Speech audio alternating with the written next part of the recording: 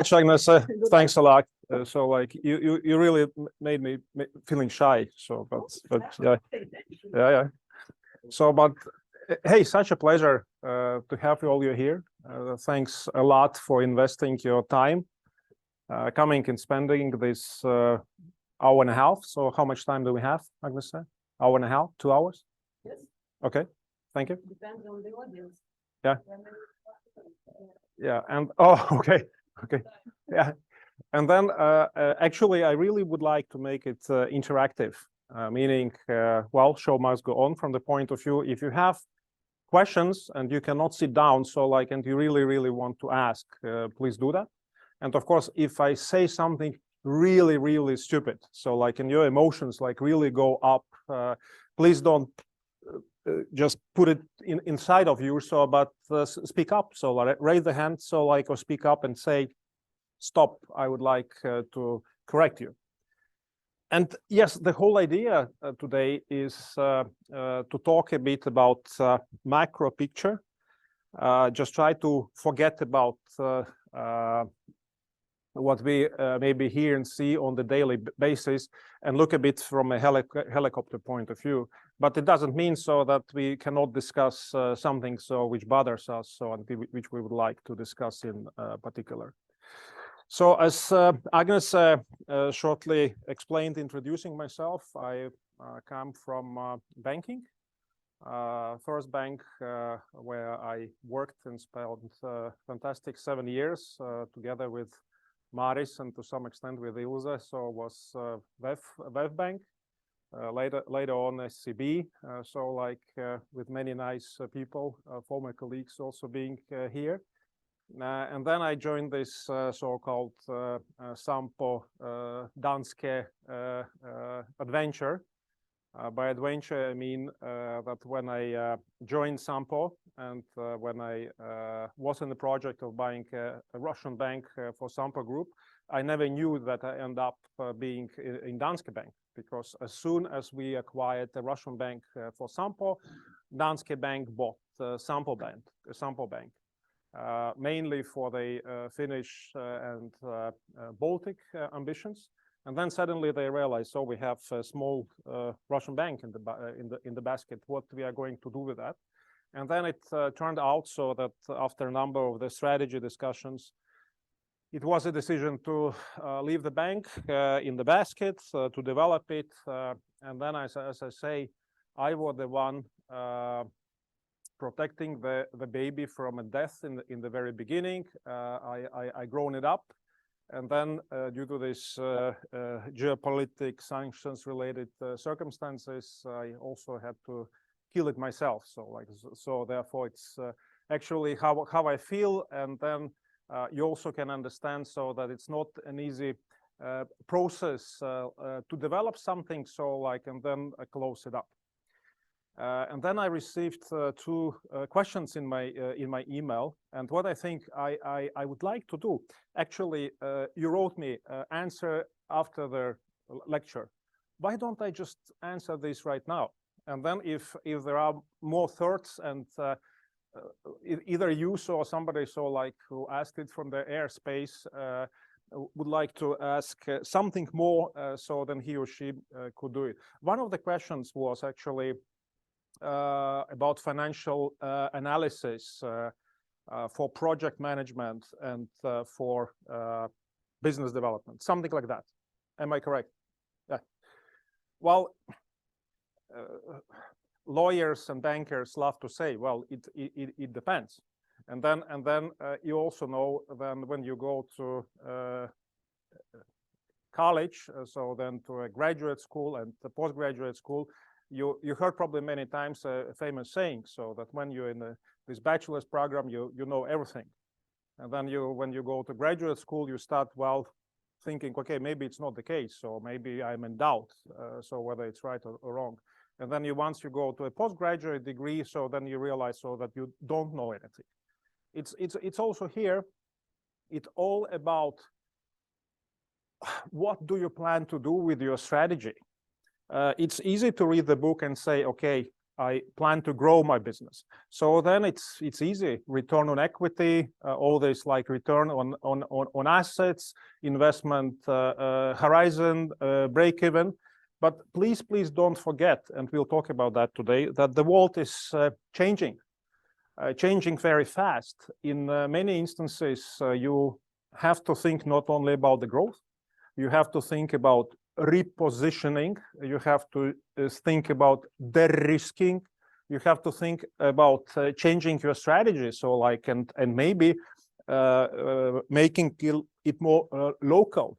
Like one of the smart words on the slides is deglobalization. Yeah, such a strange word, and not very nice word. So because when we'll talk later, I actually will explain that I personally hate it. But another question, so as far as I remember, was about myself. So, and then it also like sticks together. So with an introduction about how do I start my day? So like, and what is my routines procedure in the morning? Well, considering so that I'm 50, so like, you know, at that age, so this metabolism so like becomes an issue. So therefore I do my best to do some exercises in the morning.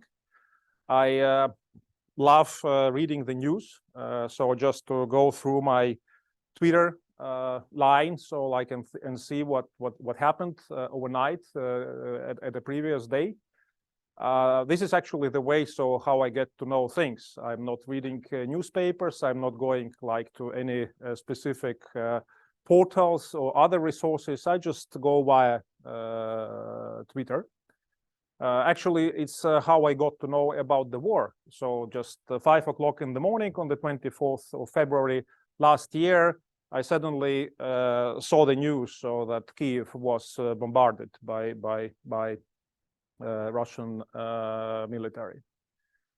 And then I also do my best to make at least a couple of posts in LinkedIn to see the most important feeds. And it's also like, this is one of the ways how I communicate with many friends, acquaintances, and then how I also like live like more active cyber work.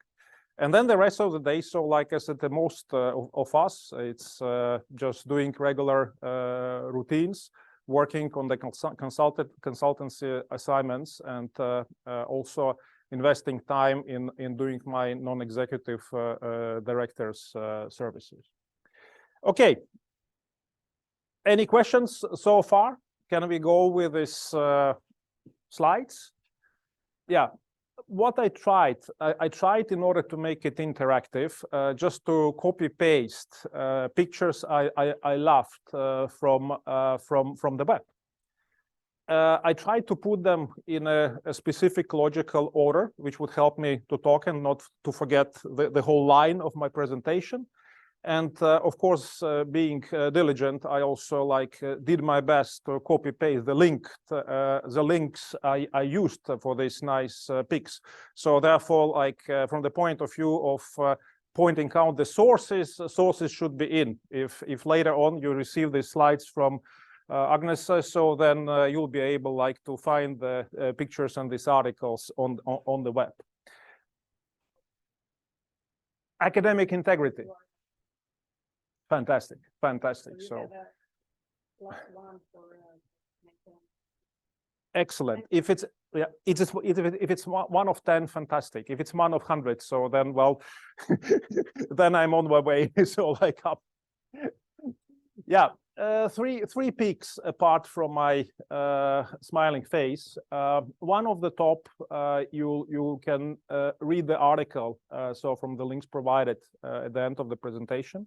It's China and the US. So like it's two monsters looking into different directions and having different shape of the brain. Then on the top, on the bottom left, well, you all know the picture. So like if this ship in the South channel, closing the channel and causing, I don't remember right now exactly, but at least 5+ whatever days. So when the whole shipment via the channel stopped. And then the most important slide is here. So like it was an article about Maersk and MSC, probably the two largest shipping or logistics companies in the world. And I don't know why it's only Maersk containers here. So like, and MSC's containers are not C. Probably Maersk has a better PR managers. So like they're better on marketing. But the whole idea is so that how multinationals, so like, and it's our second focus on multinationals related to this deglobalization. How do they look at tomorrow? How do they make the strategy considering all the circumstances, COVID, war, increasing geopolitical tension, sanctions. And in this article, it's a very, very interesting piece of information given. MSC is buying new fleet, buying new ships, and believing so that things is going to come back to normal. Maersk believes, well, most likely deglobalization, so not a basic case scenario, but it will be on one of the slides.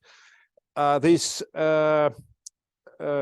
bringing things better to home, so like slowing down and adjusting the logistic, connecting, shipping, air transportation, I must say, railways, so like auto transport together, so like, and making so like on a cherry picking point of view. And this is interesting, so because it also like says one thing.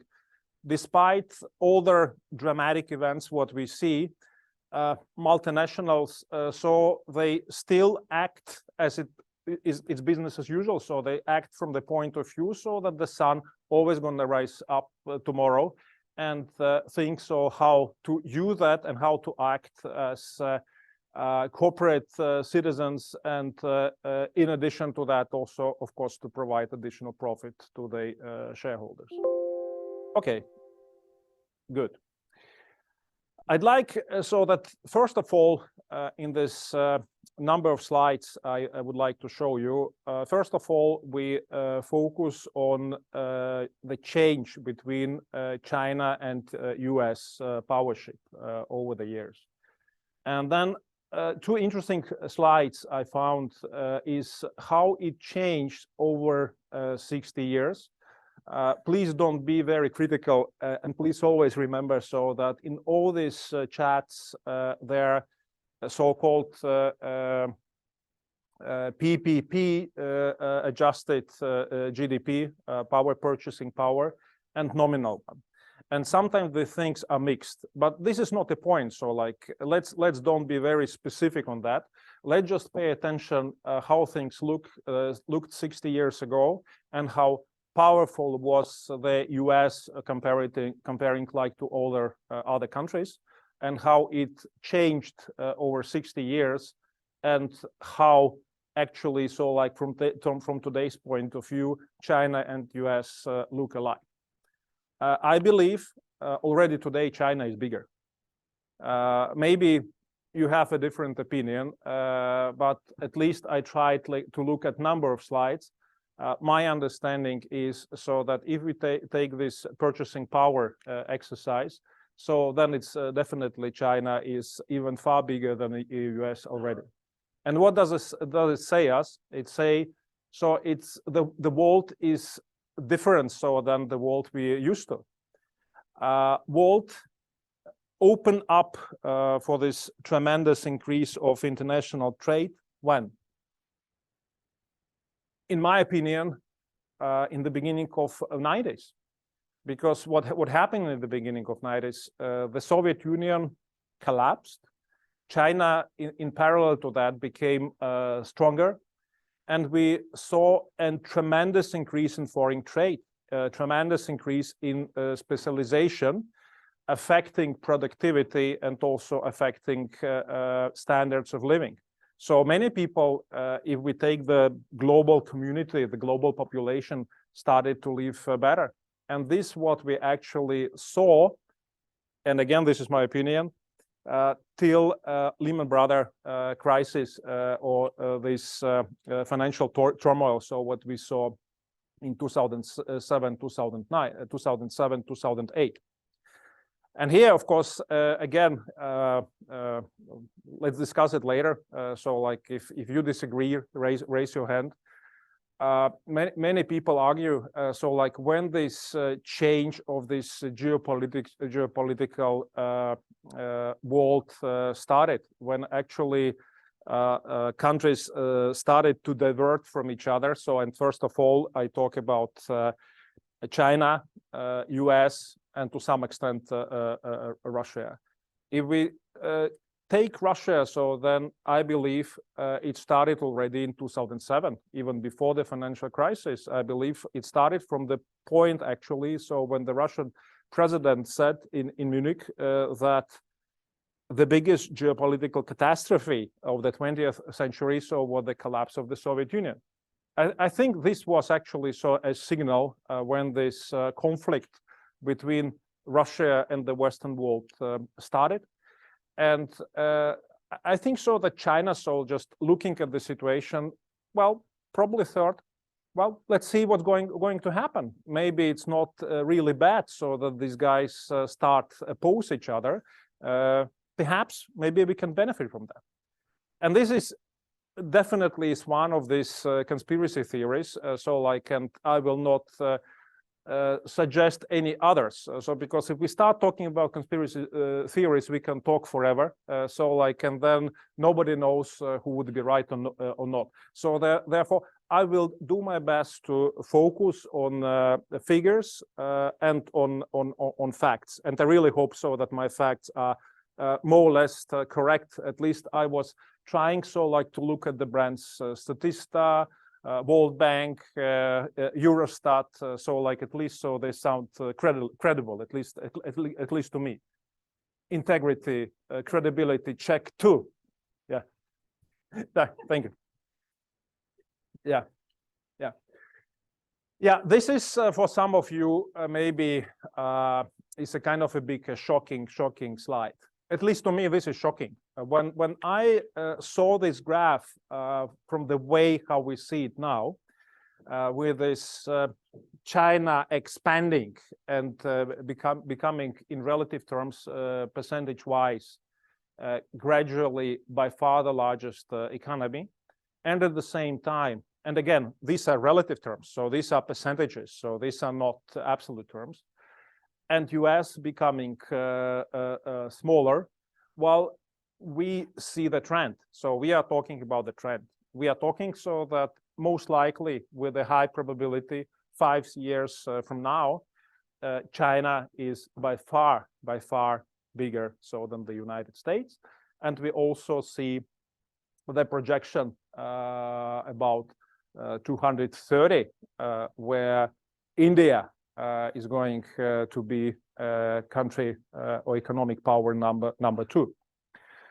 So what does it say us? It say us so that from an economic power point of view, like we that or not, the say on the global arena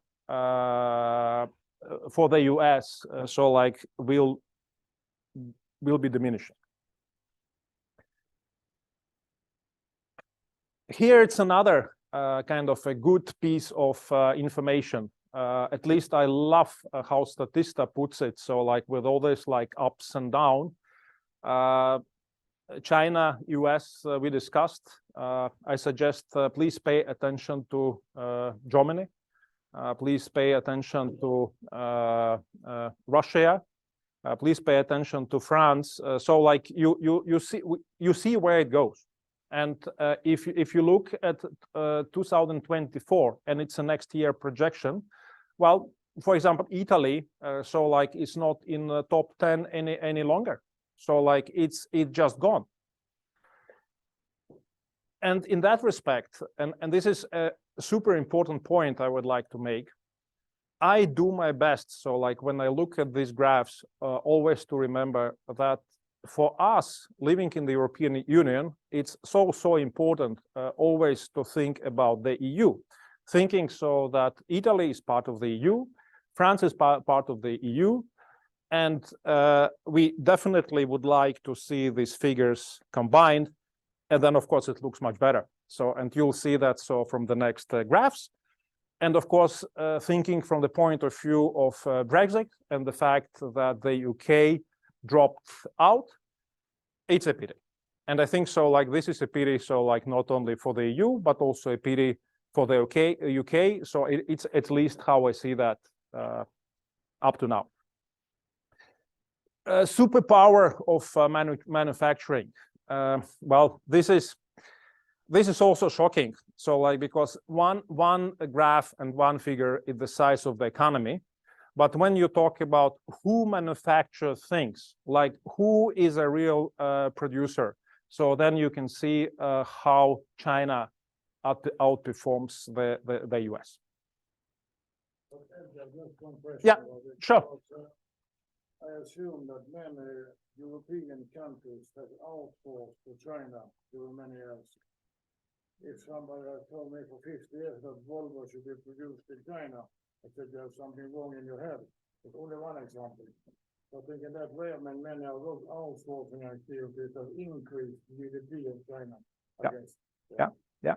Well, we Europeans and Americans, we created the situation ourselves.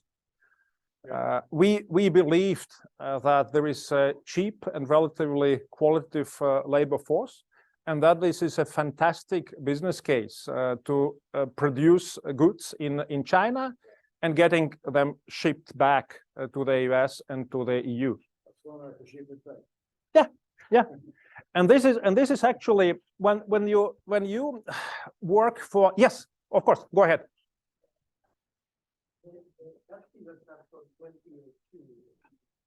Yeah.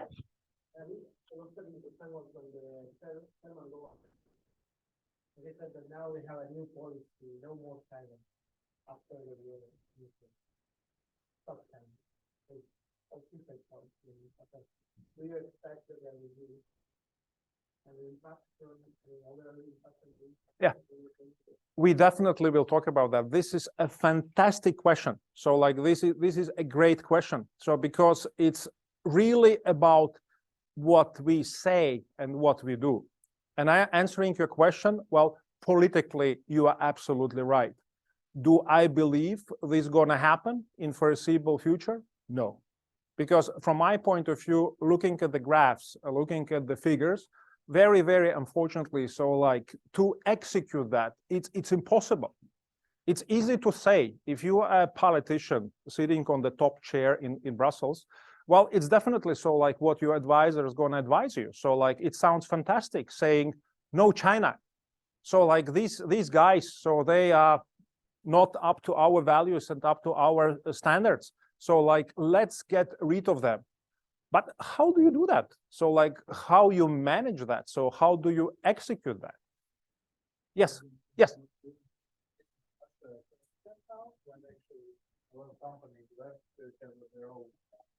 Internal policy. Of course, it's an extreme situation. I hope it won't get to that, but still, a lot of business is went away because it become for them a problem, a PR problem, and everything else that comes with it. If you would allow me, so like I have 2 slides at the end. So, and these 2 slides are precisely about Russia. Reason why I put it in the end, so because it's Russia, so like in the context, in the global context, is not so important. But in a context of a precedent, so like you are absolutely right. So, and then in these 2 slides, I'll give an explanation. So like, how do I see things are changing? So they're changing, you're absolutely right. But it's definitely a huge diversion. So like from the perception, so like how things are changing to a reality.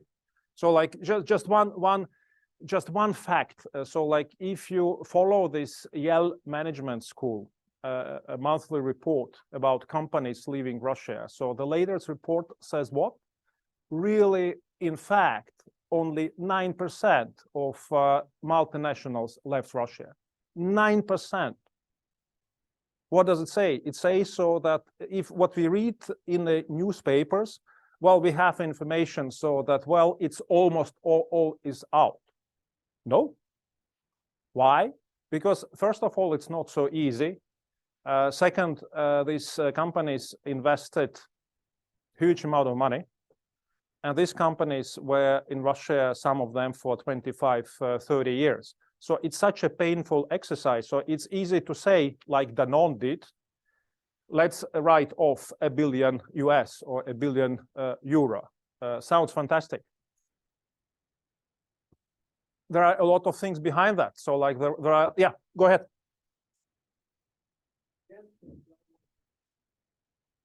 It depends on the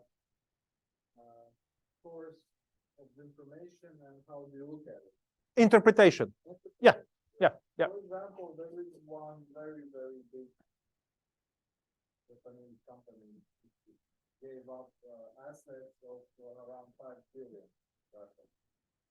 But then they still earn 8 by trading. Yeah. And still it's the best year of business in Russia. Yeah. And actually, follow this, Thank you. This percentage number of companies, not number of volume of that producing, yes. Absolutely. Yeah, then it's completely different. Absolutely. It's 9% of number is small. And my question about this, actually, United States changed their economy to service economy a long time ago. They have more than 2/3 in service, not in manufacturing. They just gave up, and maybe then it's a completely different picture. You'll see. Absolutely. So like it was a deliberate choice. So like it was a choice like to produce elsewhere where it's cheaper, and then at the same time inflate the economy. So like to give households more income. So this is the model. And later on, so like we also like touch a bit, so like why this is became actually so like quite problematic. More correct. Yes, Yeah. yes, The yes, yes, structure of the GDP. yes, yes. But we'll come back to you. So like after having these 2 slides at the end, is it okay? Good, super.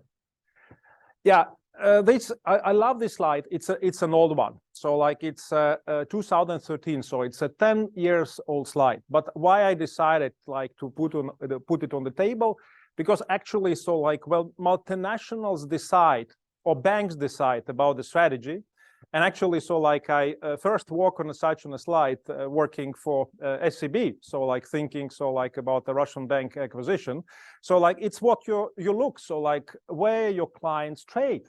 So where your clients ship goods, where your clients make direct foreign investments. And of course, so like why I also love this slide, because if you look at the top, and I'm sorry, so that it's small letters and small figures, so it's difficult to see that. But please believe me, on the top it's European Union. So this is trade flows for the United States, where EU is or was still on the top, and I hopefully believe so that it's still the case. But then here I started my funny calculations. So like where we come actually, so like to another issue related to deglobalization and another issue to consider when thinking about multinationals. It's about US trade deficit, account balance. And then in 2013, it was 318 billion. So, well, which is quite a figure. And this was a difference. Sorry to say, it's not a total. It's a difference of import and export with China. So China shipped to the US for 318 billion dollars worth goods more so than received. And here you also can see some kind of a structure. But then, of course, by 2020, so like it's some kind of an increase, maybe considering in inflation, big decrease, but still, so like it's still a stunning, quite a large number. And here, so like it's number for 2021. Here it's a mistake. My apologies. So like it's 2021. And here, so like I would like to stop here so I can talk a bit more. Who are these guys? So like apart from this guy, so like with a gun machine, of course, Mr. Donald. And then what was Mr. Donald's first message saying America first? A message was, okay, guys, it's as unsustainable to run such a huge deficit with China. We have to do something about that. And here we come very much to your question. So like this was a very good, very pro-American, very correct from American point of view declaration. Did he succeed with that? So like, did he succeed looking at the numbers? So like with lowering so this budget deficit? Well, no. So like we read a lot of news about trade war. We read a lot of news so that how China will suffer. So like, and how many $1 billion so like will be shipped over like to American workers.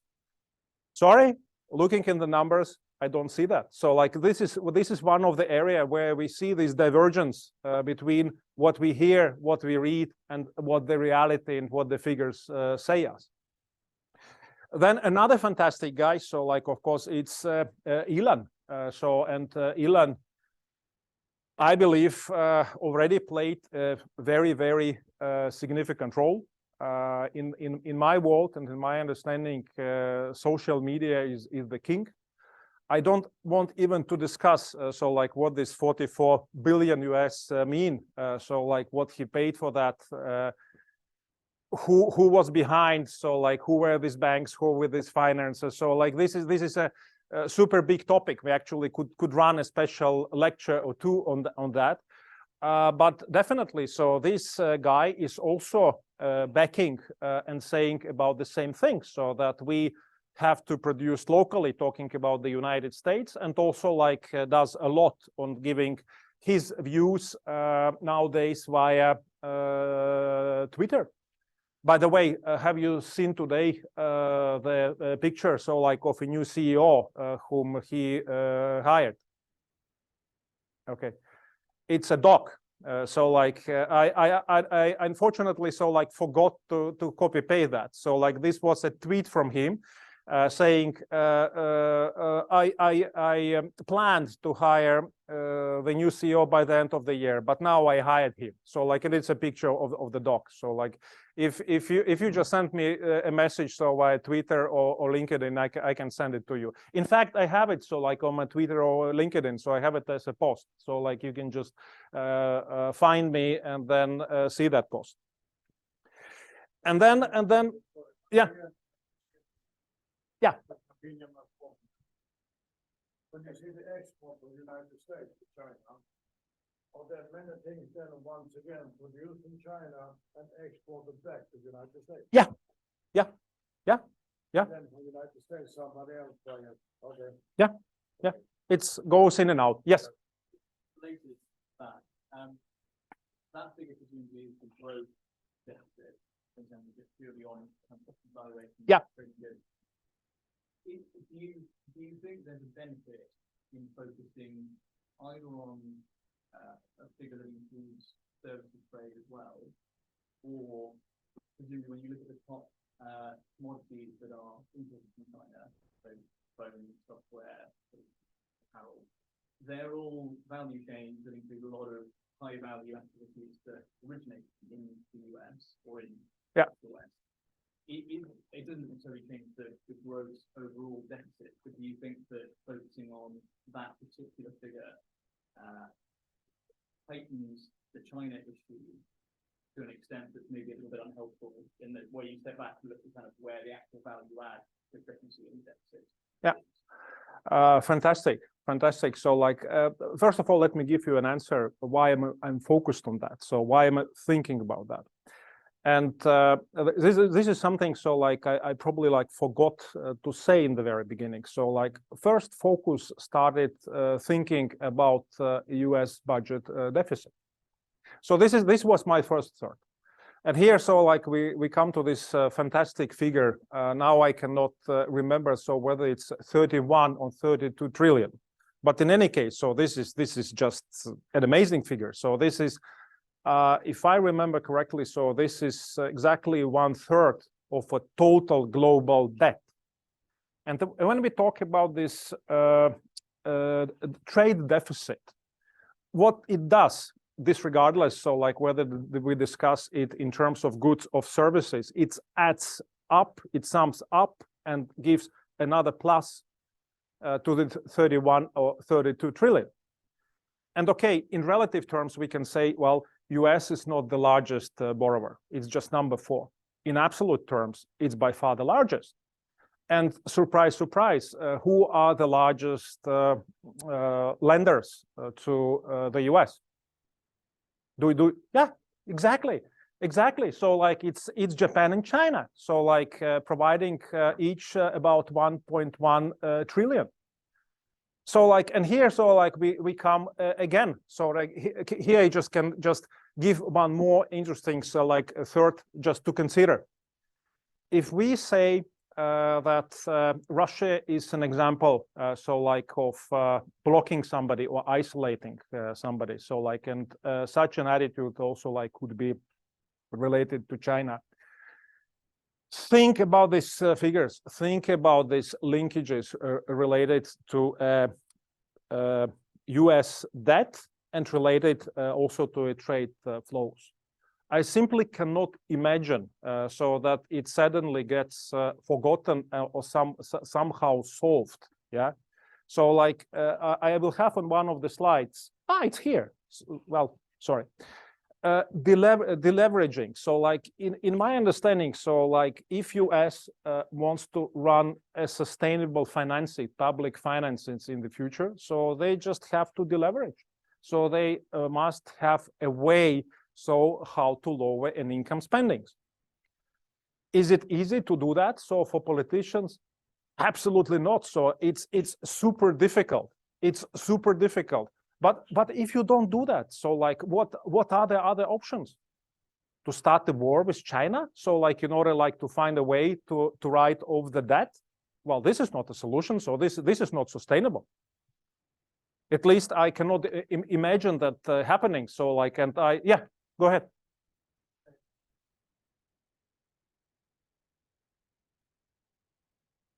Well, see, it's not looking at the numbers. So like, but if we look at numbers, so like, and this is statistics. So this is accounting, and this debt is piling up. So like you have to find some solution, and Chinese is a part of the equation. So like you cannot just say, well, go to hell. So like I will not pay my debts. And of course, like many people, and here, so I have to be really, really careful. So because everything today is interpreted like a propaganda. So like from any side. So, and I was very carefully listening like to a guy. I apologize, I don't recall his name, but he is Chief of Strategic Communication of NATO. So he is Latvian. So like, and yeah, exactly. So, and this guy said like, quote, so like I tried like to quote him exactly, so that this is not a war of ammunition or military, so this is a war of propaganda, so like of information. But still, I'll try, I'll do my best, like, and I'll take a risk, so like on commenting that. By financing military industry, some people say, so this is a way for the US to solve their budget challenges. How on earth? I don't understand it. I don't understand how you can solve a state budget debt or state budget issues by financing the military. So like by helping other countries, so like military. You definitely can help specific companies. You definitely can help specific entrepreneurs, but you cannot help the state. So therefore, this is definitely not a solution. So like this what happens now. So like, and what we see related like to Russia, Ukraine, or China, Taiwan. well, by boosting the military spendings, it's in my world, so like it's even worse. So like for the US debt and the US budget, it's not good. And then I could not refuse actually, so like to put this fantastic couple, so like and the soldier, so like just in the middle. Well, I must say so that when I look at them, it's us. So like it's European Union. So this we are with these guys, and we are in the middle. So like of all this difficult situation. And of course, EU, so like as a united power, is super strong, super important. So like, but we are one off. We are not much smaller, but we are not much larger. So than the US and China. So therefore, it means we as an EU will need to find a way, so like to coexist with this new world. Yeah. Well, this is about this global supply chain and global value chain. And here we start actually, so like being focused more on multinationals and explaining why, of course, deglobalization, if we assume it continues, will continue at a much slower pace.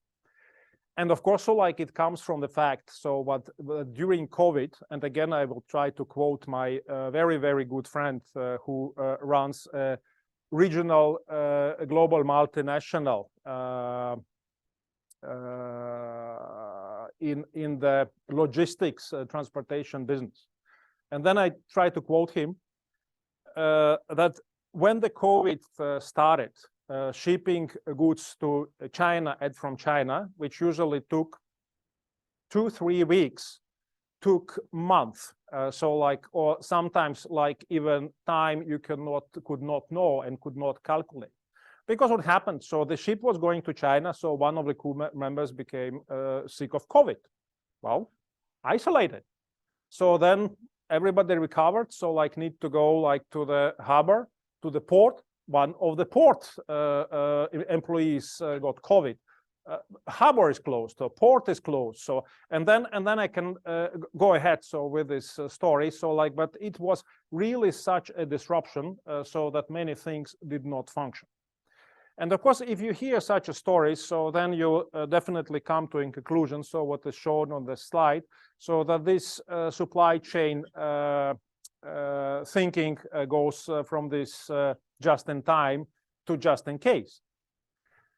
And when I was looking at this slide, my first and listening like to my friend, my first thinking was, okay, now most likely the numbers, so the statistics, so like have to reflect, so have to show, so like how disastrous things were. Again, looking at the numbers don't show that. So like if we look so like at the trade figures, so like if we look at the foreign trade, exports, imports, nothing dramatic happened. Of course, so like we have to also adjust it like to inflation, so because inflation is very significant. And of course, every time so we look at these graphs, we have to remember so that it's inflated, so but it's getting inflated all the time. And here, very actually so like spot on, gentlemen, so like answering your questions. Yes, every multinational strategy people, so they are thinking constantly now for a long time about this home shoring and near shoring exercises. So, and actually just by a coincidence, I found one for an European company and I found one for an American company. And this is the exercises. So like if you meet a head of strategy or any strategy guru, so in any of the multinationals, of course, what they are looking for, so they are looking for a shorter supply chain, so that you are not dependent, so like on suppliers located far away. It's like it was an exercise in Russia, so like for a number of years, so like since the war started in 2014, called localization and import substitution.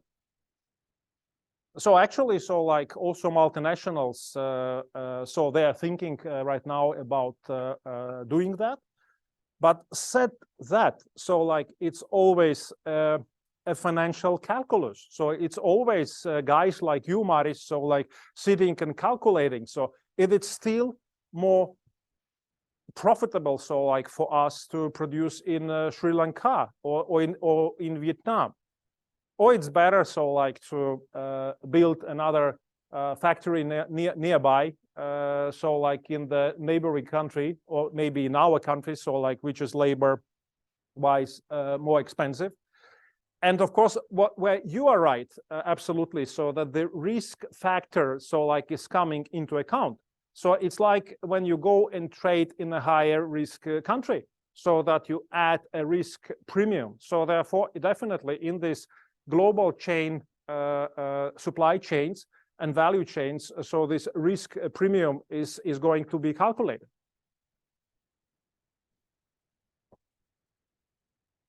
Russia. So like I just could not resist. So like after investing 16 years of my life living in Russia, so I could not just forget it. Where to start? Well, probably so like I will start from a time. So when actually so like I joined SEB for the project and went with Lars Gustafsson. So like I went to a Moscow trip. And then I remember very, very well. So like that trip. And we were meeting top investment banks discussing, and this is not a secret any longer, so like a potential acquisition. And this was a very, very interesting trip because it coincided so like with exactly the day when Mr. Khodorkovsky so like was arrested, so like and put in jail. So therefore this trip so like had a fantastic flavor. But this is not about this. At that trip, what I heard from number of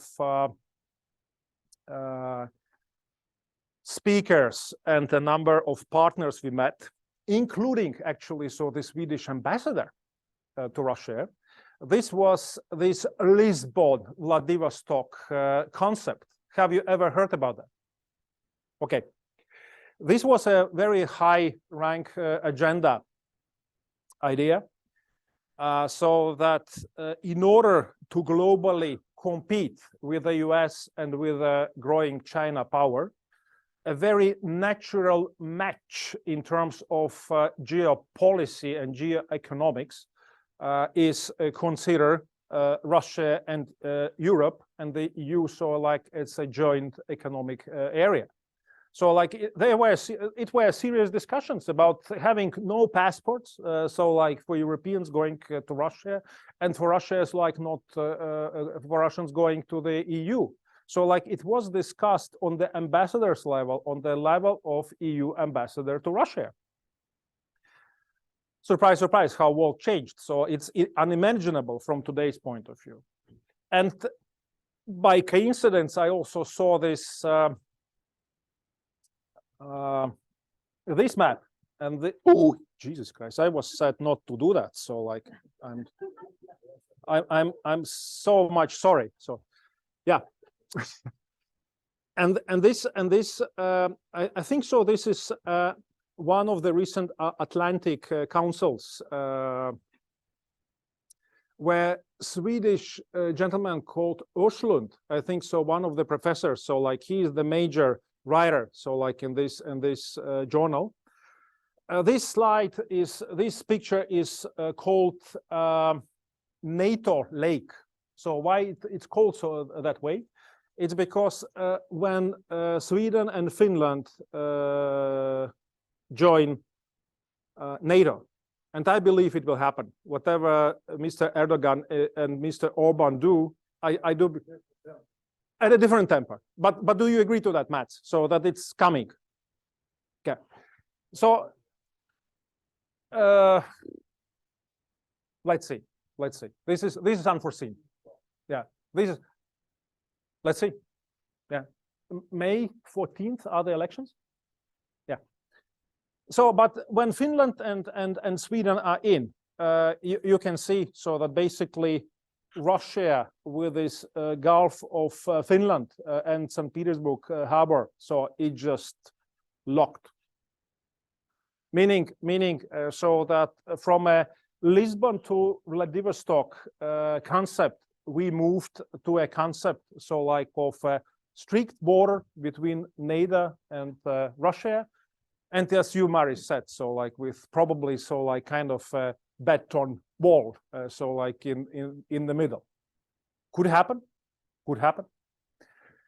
And then another good picture. So like, do you know the guys except Mr. P? So like on the slide. Okay. Yeah, absolutely. So like one is ECB governor Lagarde, and another guy. Well, it's well, Mr. Kostin. So like Mr. Kostin. So like is CEO of VTB. So like, and then together with Mr. Gref, CEO of Sberbank. So like they are the most influential financial gurus in the country. And then they were like two most important forums in Russia for many years in a row. One was St. Petersburg International Forum in St. Petersburg, and another one was this Russia Calling. So like, which after some time became so pro-Russian, so that I think so like most of the foreigners from the West were very careful considering that. And another thing, so like what is a huge change, so like in the whole relationship model, so like this, as I call it, this North Stream saga. And if you ever followed me on LinkedIn, so then you probably saw so that I was very specifically interested, so because it was such an interesting topic, how this would develop, so how this would end up, so like, and what would be the outcome of Germany being so reliant in the past on the Russian gas, and interest to get more cheap gas in, and of course Russia's interest like to do that, and American interests not to allow the Western Europe being so dependent on the Russian gas. Outcome, from today's point of view, easy. Everything blown out. So like, and as far as I understand, as far as I read actually newspapers, you cannot fix it. So it's gone. So, and I even cannot count how many billions are now lost, both from the Russian and from the German side. But my understanding is so that it cannot be saved. So like it just scrapped and written off. Allow me to make a joke about the map. Absolutely. Because the Swedish package was now that we had Finland into NATO, and then we go back to 1809 and merge Finland and Sweden again. Yeah.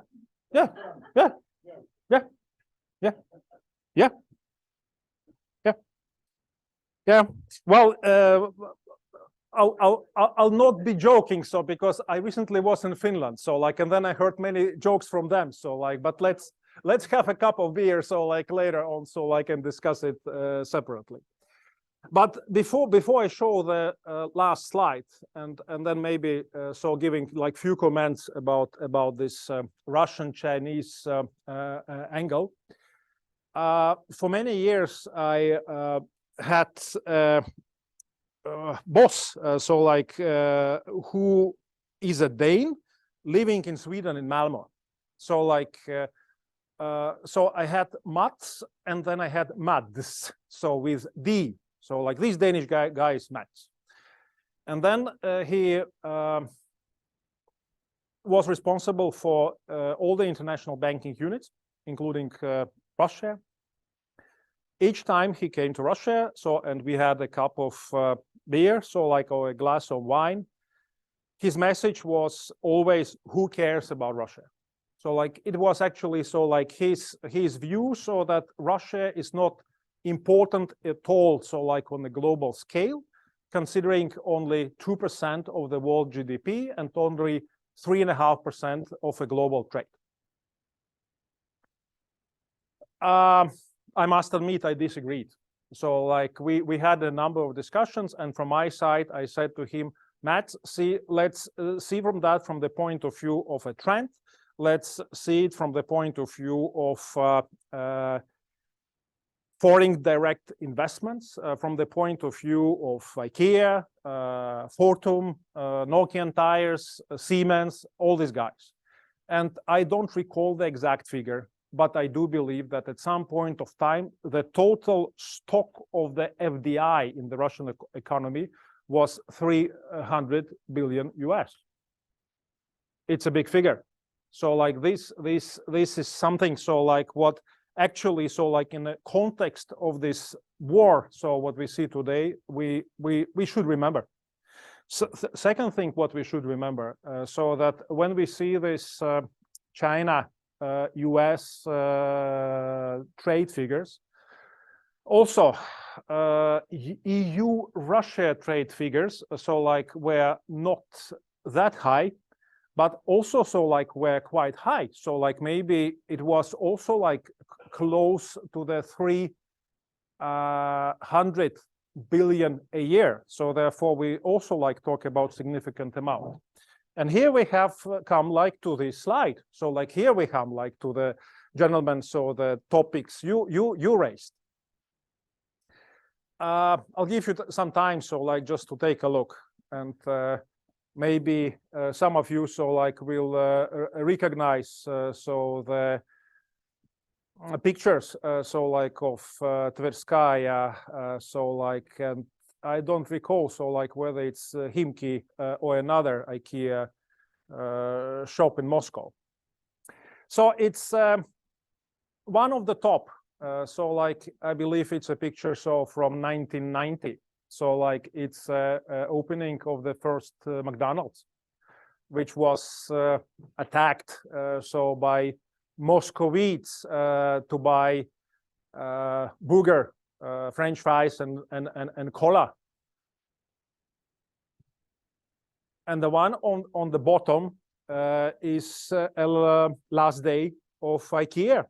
So like when Moscovites realized so that they will not have a pleasure any longer, so like to come like to 27 IKEA supermarkets in Russia, so like and enjoy buying IKEA products.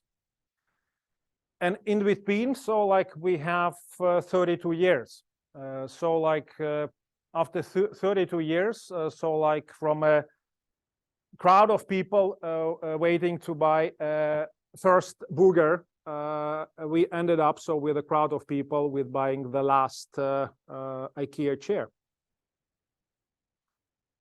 And another very interesting statistics, and here this actually like says a lot, and this actually like also answers the question so like about this change and about these perceptions.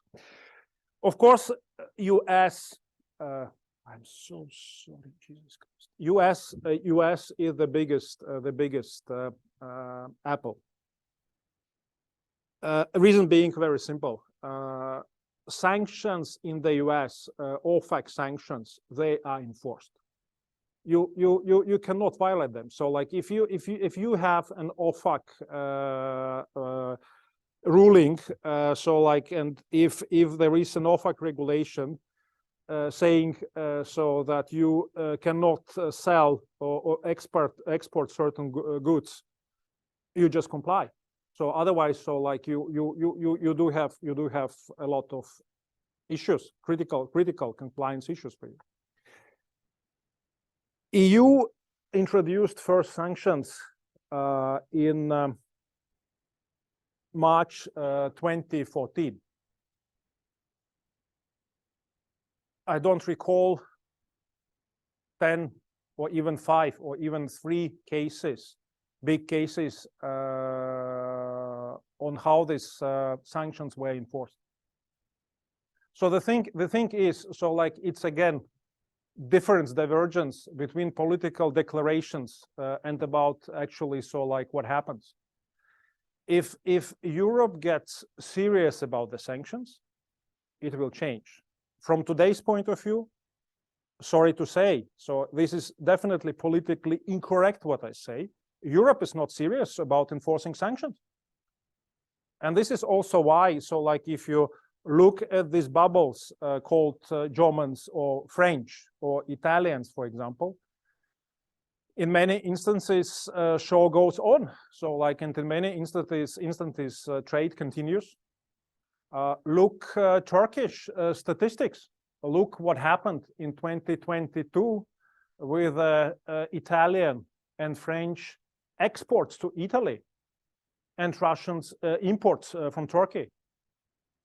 You will find out so that figures are quite alike.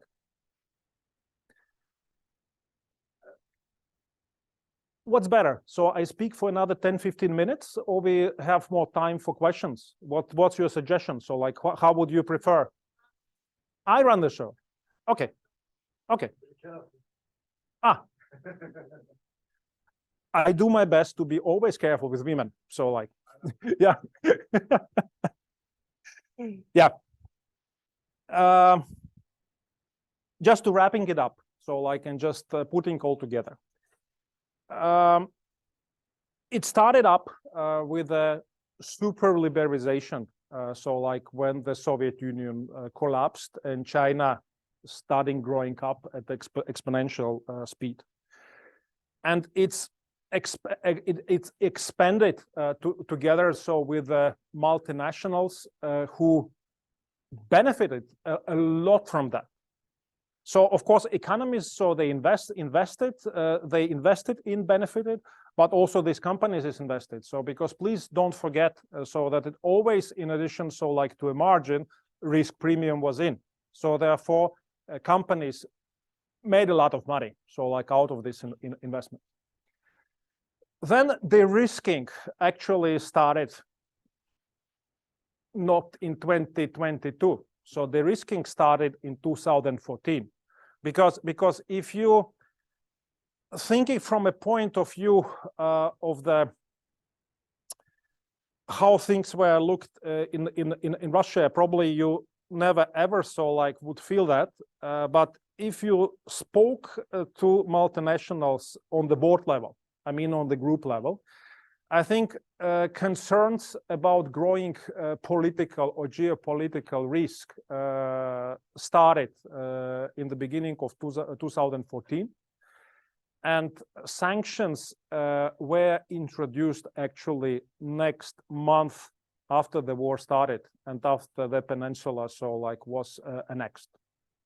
So, and it was growing and growing and growing. So like, and we met in St. Petersburg, so like we spoke to the investment group, and I also explained to your Swedish friends, so that at some point of time in Danske, we just felt, well, it's too complicated. So like we cannot continue investing in the compliance systems, in the transaction monitoring, so that simply we just lost the business case. So therefore, from there, it came a decision in our case to divest. So because it became too complex.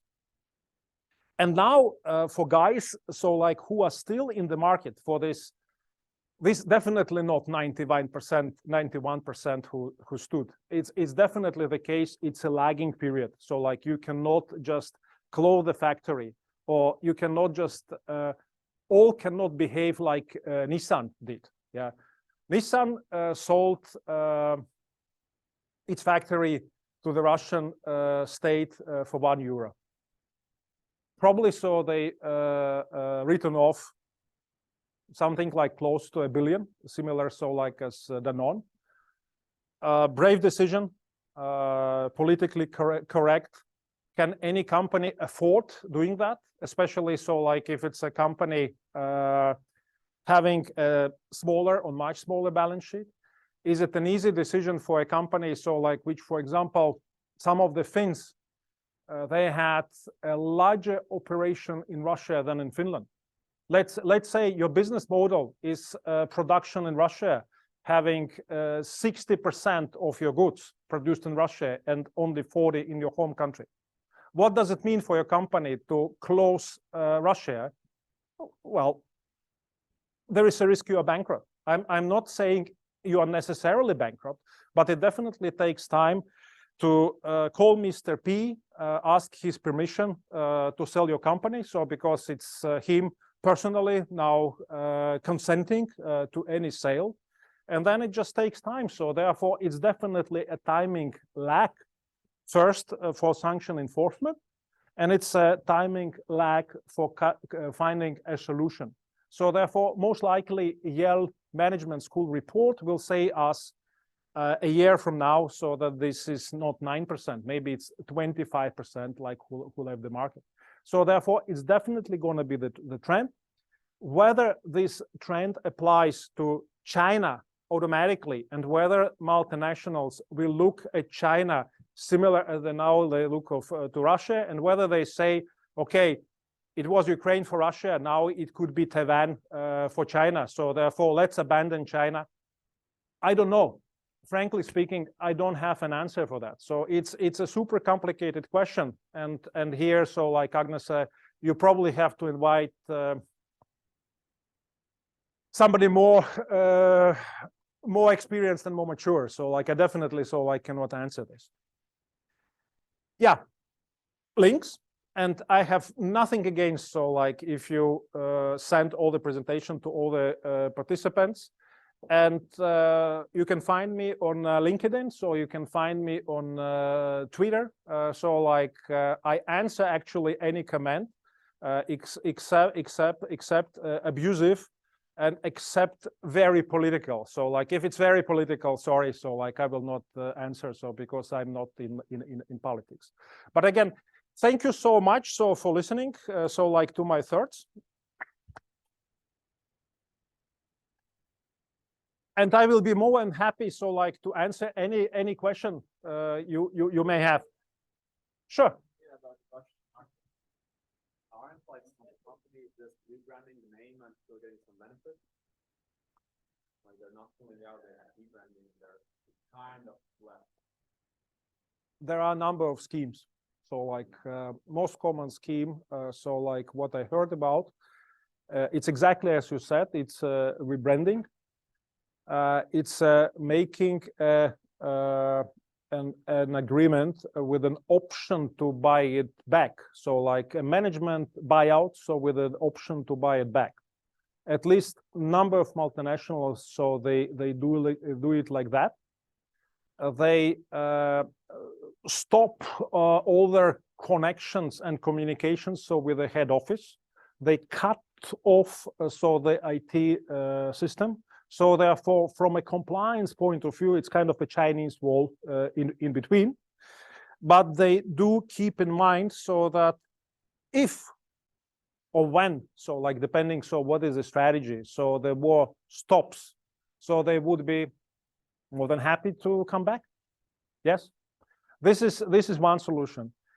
And then I know so that still you may look at that from the form point of view or from the essence point of view.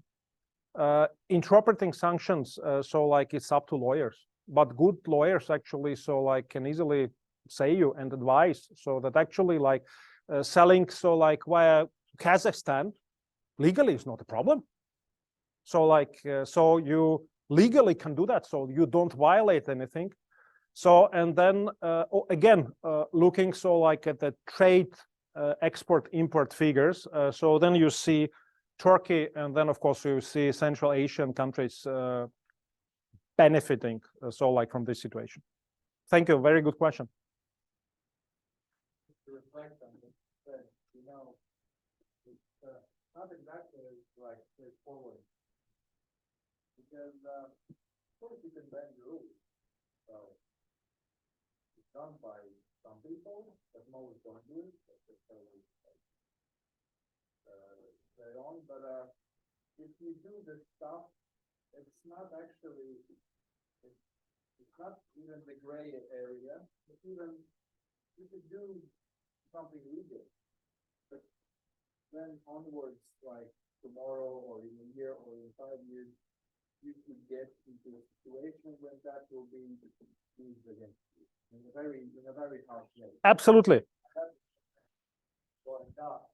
enough that people are being punished for stuff that they did 10 years ago. It was like completely legal, completely ethical, like business as usual. And now they are getting punished for that because it's not nice.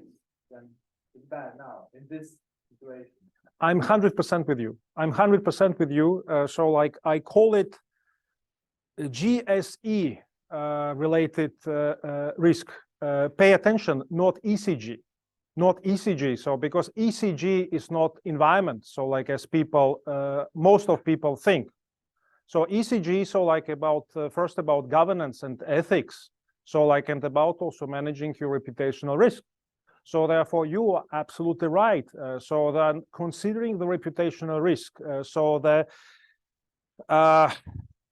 punishment, so like from the society, so what you can get can be quite significant. So like it could basically be much bigger so than profits what you make from today's point of view. Yes, very, very valid point. Ethics. Ethics. Yeah.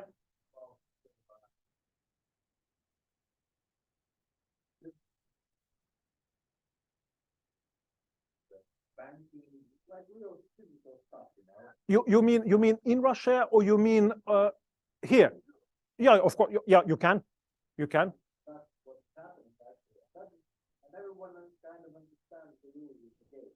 So not exactly that straightforward, you know, that is like you shouldn't get this perspective that everyone is like, you know, flexing the system and business is carrying on as usual. It's proper, you know, that it's really not like that. You have a trend, and the trend is actually so like if you start war, you have to be punished.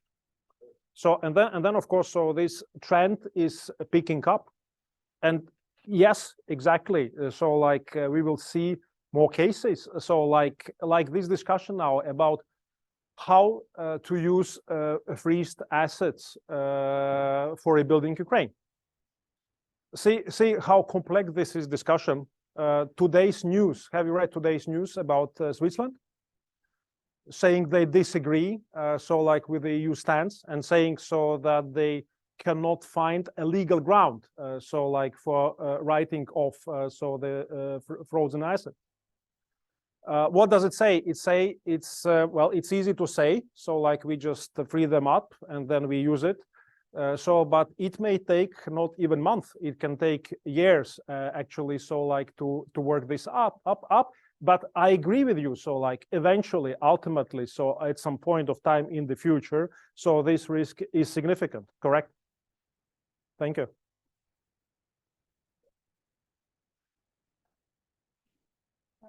How do you evaluate the necessary influence from the country?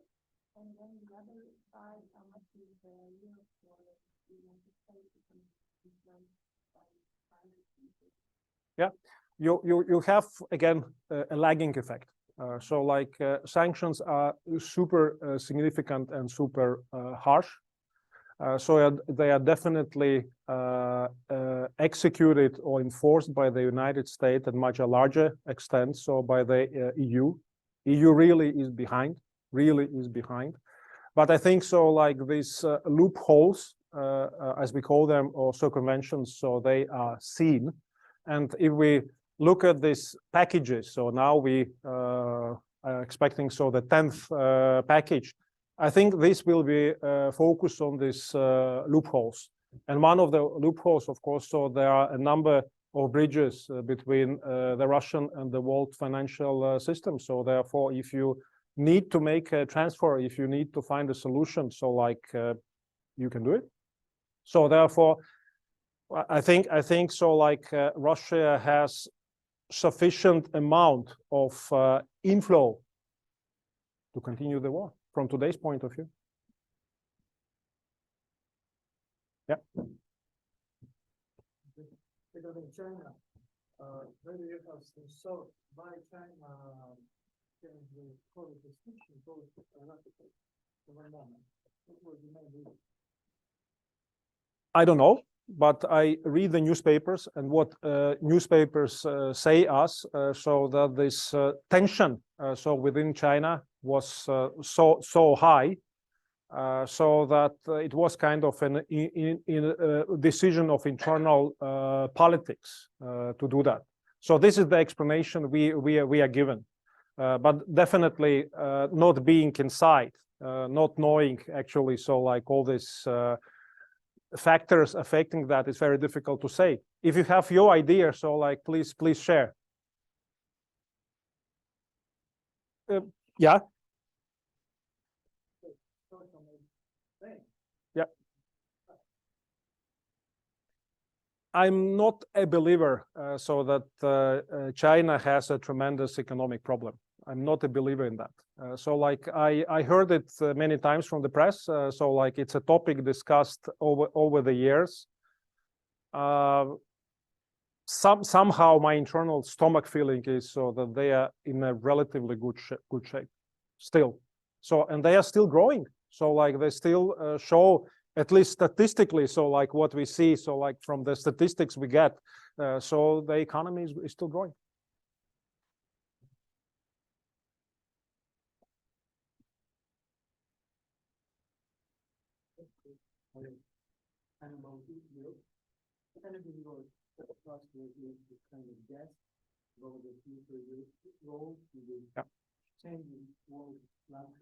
Yeah.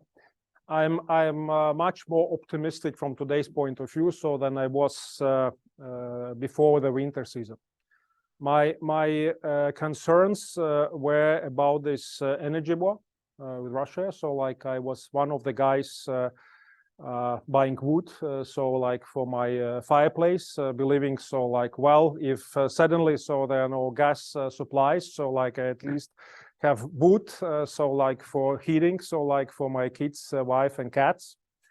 I also believed that actually economic growth figures would look much worse, but I was wrong. I was wrong. Look at the outcome. Europe diversified energy supplies, as far as I see that, so quite successfully.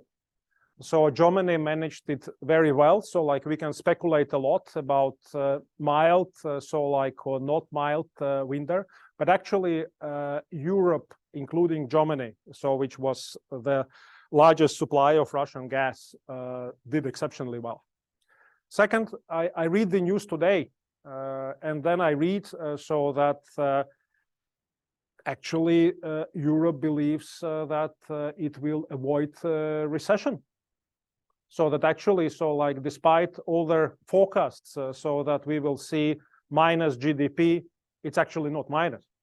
Of course, we can say it's inflated. Of course, we can say so like it's thanks like to extra money, so like which were printed.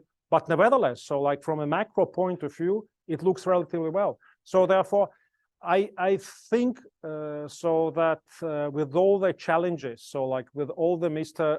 Orbans, so like we have still, we as a EU, we manage the situation quite well. So from today's point of view, I am actually positive.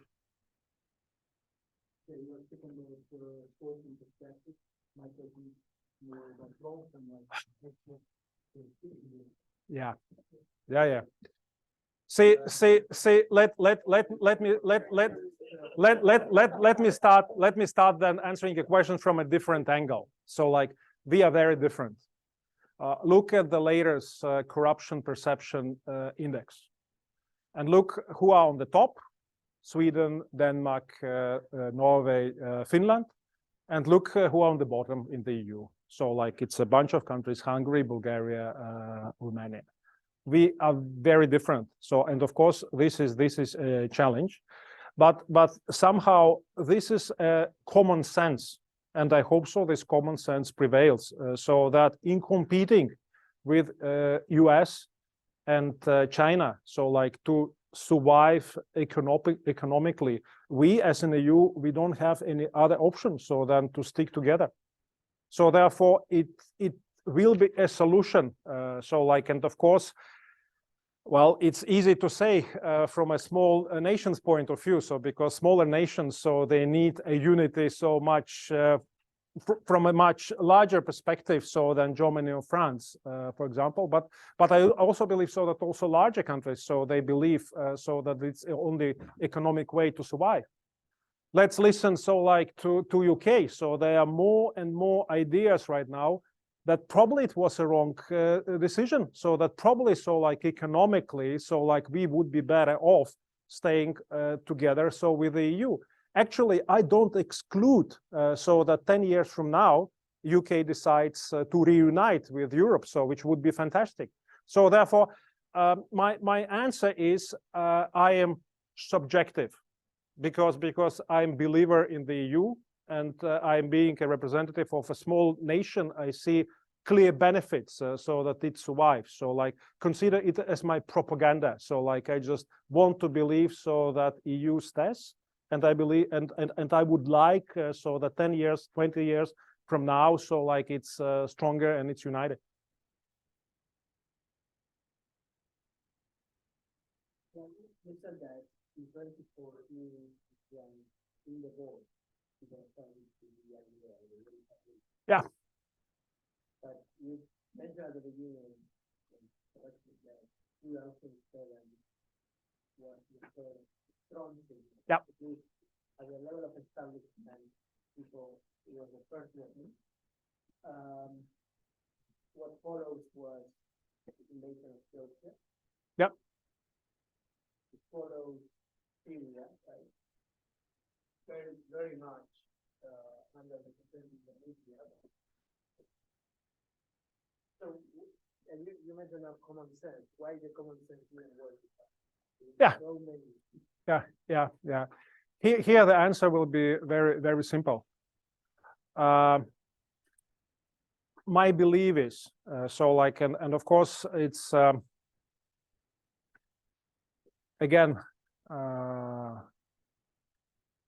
living in the country for 16 years and believing till last moment so that starting a war is impossible. And when it started, so like they were like very difficult couple of weeks for me. So because I was actually completely shocked. I didn't believe it could happen. I was in Kiev with Inga in December 2021, just a month and a half before the war started. So like we were at the Rotary Club event meeting a bunch of ambassadors, including the EU ambassador to Ukraine. And people were talking about the war.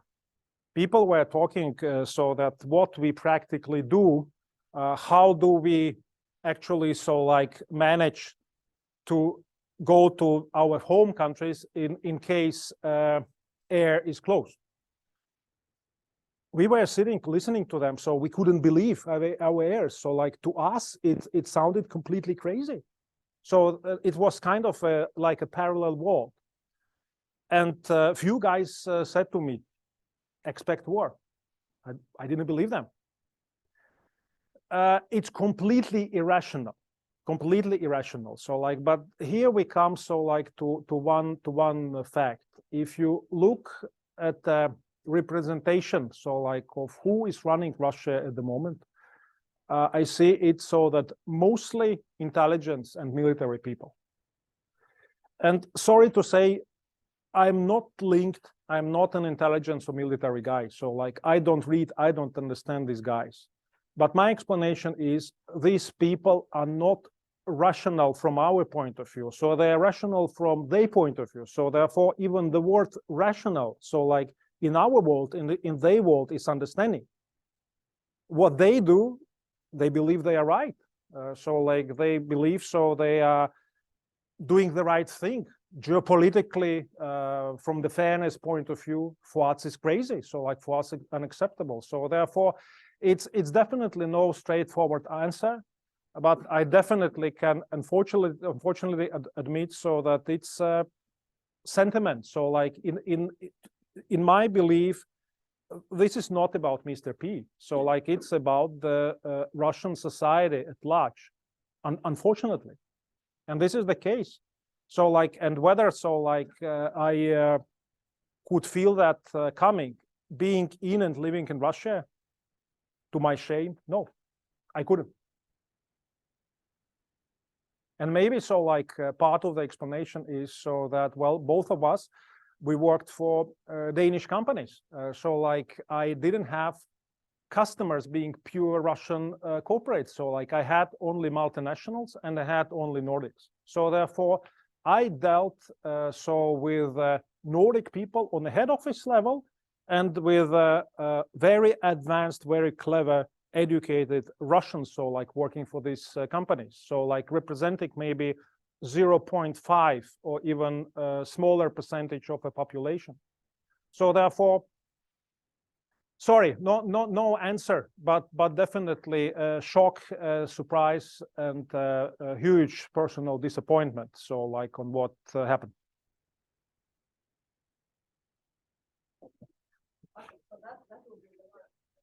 Yep. Our side, looking at that in the start for Russia, we're going to say that it was relatively easy to go in Ukraine to start defending it. And watching from other countries' side, from China to Turkey, I think, some places like, aren't they like inspired by that? They can see that that's so easy to go in, and the late response is so late from other countries that acquisition and central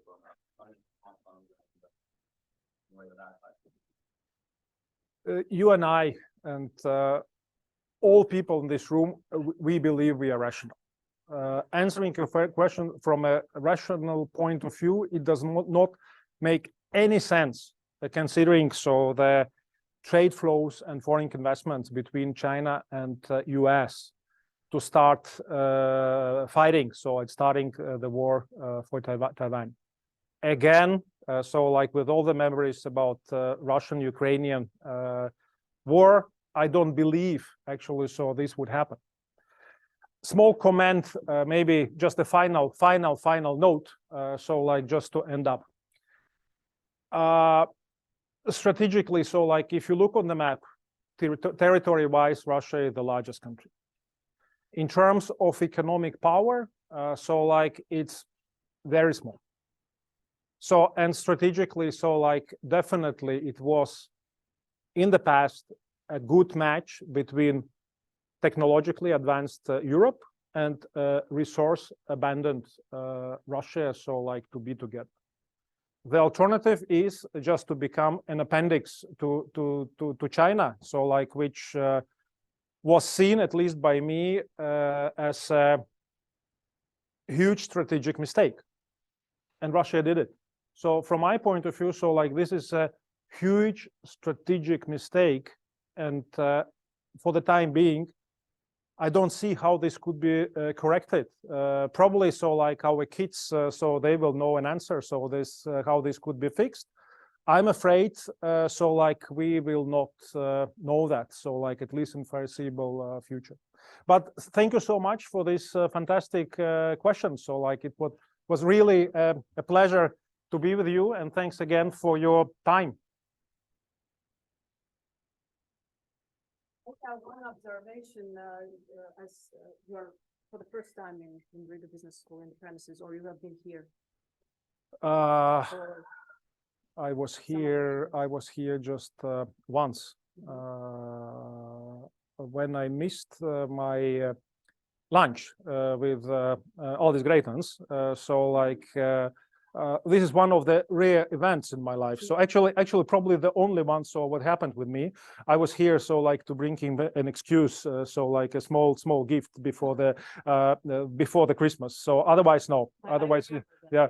So that was the only. Yes, indeed. But my observation is that you fit to this room. Okay. It fits to you. So I just, to be on the safe side, I brought the deputy director of the school with me, so he also saw the presentation. I feel that you have a potential to become a very prominent lecturer. So if your wife allows you, and if you find it very relevant for you, yeah, it's a job offering. So please consider, because it was really a pleasure to have you in front of the audience, and the way how you interact with the listeners. Kudos from the academic world. And the second thing is, Thank you. First of all, thank you. Yeah. Yeah. you're welcome. Yeah. And the second thing, today is a fantastic day. I see some promoters of this program. Riga Business School actually started one new executive education course, which is IT management for non-IT executives, because there is a huge demand for C-level leaders, mid-level managers to get into IT topics in more details. So actually, I see one inspirer here also in the room, and there were a few others. So from today we have the course, and as we started that you are internationally connected, and that fits to DNA of Riga Business School. And I wanted to finish with the second part. We are tech driven, so we are actually supporting, and the director of the program said that I can provide you with a discount for this course, and you can be one of the first guys and girls being in this program. Yeah, you need to get, yeah, yes, you can get the family discount. So you will be welcomed to this course just to try it out as well, and give the feedback to the team working on the course. So congratulations. Thank you so much. Thank you. Yeah. I was a guest speaker here. I didn't get this level of this. Yeah. So you are very lucky, but actually it was a very good presentation. Very interesting to see your experience. And working in business school for so long, I'm always wondering what do we do wrong that people don't get the thing in advance? And I think that I was remembering about the 2008 crisis as well. But we also grew up too late